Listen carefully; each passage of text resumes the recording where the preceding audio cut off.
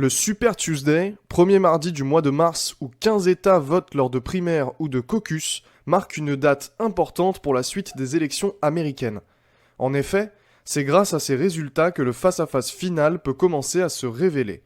Il est estimé comme étant le jour le plus important des élections, car c'est à ce jour que le plus grand nombre d'États votent. Avant le Super Tuesday, Donald Trump dominait chez les républicains, malgré une récente défaite à Washington DC contre Nikki Haley. Joe Biden écrasait la concurrence jusque-là dans le camp démocrate, avec près de 85% des votes en sa faveur.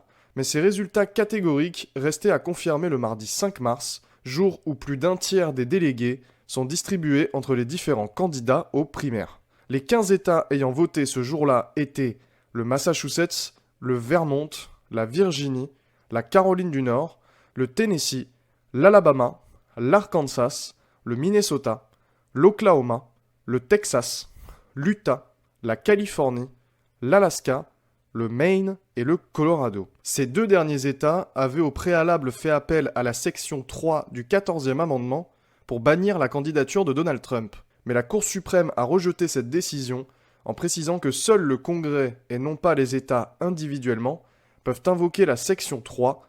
Par conséquent, les votes pour Trump comptent malgré tout. Le territoire des Samoa américaines a également voté, mais uniquement pour les démocrates. Après les élections du Super Tuesday a eu lieu le discours sur l'état de l'Union. Il est un événement annuel aux États-Unis, au cours duquel le président présente son programme pour l'année en cours devant la branche législative du gouvernement fédéral. Le discours de l'état de l'Union en 2024 porte donc une importance cruciale pour Biden. Le 7 mars au soir, il s'est adressé aux Américains pour prouver qu'il est encore pleinement conscient des enjeux politiques mondiaux et pour faire baisser les craintes sur son âge. Ce discours est tout aussi important que les élections du Super Tuesday, car il permet de rediriger l'opinion publique des Américains sur la validité d'un nouveau mandat du président sortant. Du côté républicain, Haley, avant son abandon, comptait 80 délégués contre plus d'1 millier pour Trump. Ce dernier s'est imposé dans 14 des 15 États qui ont été appelés aux urnes et pourrait compter dans ses rangs les 1215 délégués nécessaires pour l'investiture dès mi-mars, après la primaire en Floride. Il a uniquement concédé le Vermont à sa principale concurrente. Devant ses partisans réunis à sa résidence Mar-a-Lago, en Floride, Donald Trump a salué une soirée formidable, une journée incroyable. Nous avons un grand parti républicain doté d'un immense talent, et nous voulons l'unité, et nous allons l'avoir, a-t-il déclaré. Et ça va arriver très vite. Silencieuse, au soir du Super Tuesday, Nikki Haley aura attendu mercredi matin, à l'heure des États-Unis, pour annoncer suspendre sa campagne pour l'investiture du Parti républicain depuis Charleston en Caroline du Sud, État dont elle a d'ailleurs été gouverneur. Cependant, Trump ne fait pas l'unanimité parmi les électeurs républicains. En effet, en Caroline du Sud, 80% des électeurs de Nikki Haley ont par exemple déclaré qu'ils ne voteraient pas pour Donald Trump en novembre selon un sondage de sortie des urnes pour la chaîne américaine CNN. Les enquêtes d'opinion ont également montré que l'ancien président pourrait être fragilisé s'il est condamné dans l'un des multiples procès qui l'attendent d'ici novembre. Côté démocrate, Biden a gagné 1542 délégués et ne fait face à aucune réelle compétition. Âgé de 81 ans, il est en route pour prendre l'investiture pour un face-à-face très certain avec Donald Trump. Cependant, le président fait toujours face à des critiques récurrentes sur son âge avancé et ses nombreuses bourdes en direct, mais aussi sur son soutien à Israël dans le conflit israélo-palestinien, qui lui a fait d'ailleurs perdre de nombreuses voix dans les États de Caroline du Nord et du Minnesota. Une semaine plus tôt, plus de 100 000 partisans démocrates avaient opté pour le même geste de contestation lors des primaires dans le Michigan. Seule défaite à noter, 11 voix en face de l'entrepreneur Jason Palmer, grand inconnu de ces élections, qui a remporté le caucus organisé au Samoa. Enfin, quelque chose d'insolite et d'inattendu pour ce Super Tuesday barbant, a lancé sur X le politologue Larry Sabato de l'Université de Virginie. PS, je n'ai aucune idée de qui c'est, a-t-il cependant ajouté pour parler de Jason Palmer. La défaite de Joe Biden dans ce territoire n'aura toutefois pas de conséquences sur la suite de sa campagne.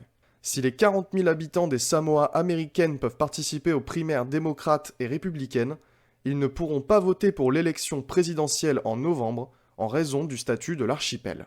Sans grand suspense, les résultats du Super Tuesday ne font que confirmer l'arrivée d'un nouveau duel Biden versus Trump après l'abandon de Nikki Haley.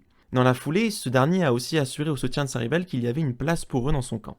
Joe Biden, lui aussi, a invité les électeurs de Nikki Haley à le rejoindre, saluant le courage de la candidate républicaine pour avoir défait Donald Trump. Le discours sur l'état de l'Union au Congrès, donné par Biden le soir du jeudi 7 mars, a permis à l'actuel président de se donner un petit coup de jeune et aussi de clarifier ses prises de position sur les nombreuses questions d'actualité. Accueilli par des chants répétés, scandant 4 ans de plus, Biden a apporté une fois de plus la question de son âge avec humour. Cela ne se voit peut-être pas, mais je suis là depuis un bon bout de temps, lance-t-il dans un rire. Parmi les différents sujets abordés, Biden a décidé de calmer les tensions autour de ses prises de position concernant son soutien envers Israël et a appelé à un cessez-le-feu immédiat. Il prévoit aussi de construire un port temporaire à Gaza pour acheminer davantage d'aide dans le territoire palestinien, où les espoirs d'une trêve rapide entre Israël et le Hamas s'amenuisent. Je travaille d'arrache-pied pour parvenir à un cessez-le-feu immédiat d'au moins 6 semaines, a-t-il déclaré. Concernant son principal rival, Biden promet d'incarner l'optimisme contre la rancœur de Trump, la force morale contre la haine alimentée par le républicain. Il ajoute aussi, sans jamais le mentionner, que son prédécesseur se soumet au président russe Vladimir Poutine et met en danger la démocratie américaine. Le président a assuré qu'il ne plierait jamais face à la menace soviétique. La question pour notre pays, ce n'est pas notre âge, c'est l'âge de nos idées. La haine, la colère, la vengeance, la rancune sont les idées les plus vieilles qui soient, a-t-il clamé. Il ajoute aussi s'être engagé à ne jamais diaboliser les migrants comme son prédécesseur et à vanter la prospérité économique américaine, enviée par le monde entier.